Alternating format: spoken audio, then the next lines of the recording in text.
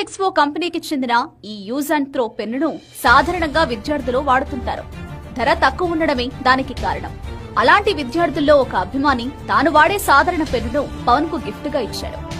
దాని ధర ఎంతని చూడకుండా పవన్ భద్రంగా దాచుకుని డిప్యూటీ సీఎం గా తొలి సంతకం చేయడం అందరినీ ఆకట్టుకుంది. అదొక్కటే కాదు, మరో సందర్భంలో కూడా ఆ పెన్ను విలువను పవన్ చాటి చెప్పారు. ఎమ్మెల్యేగా గెలిచిన తర్వాత అన్న చిరంజీవి ఇంటికి పవన్ వచ్చారు. అప్పుడు చిరంజీవి సతీమణి తన వదిన అయిన Surekha Mont Blanc special edition పెన్నును పవన్ కు బహుమతిగా ఇచ్చారు. ₹1,00,000 పైగానే ఆ పెన్ను ధర ఉంటుంది.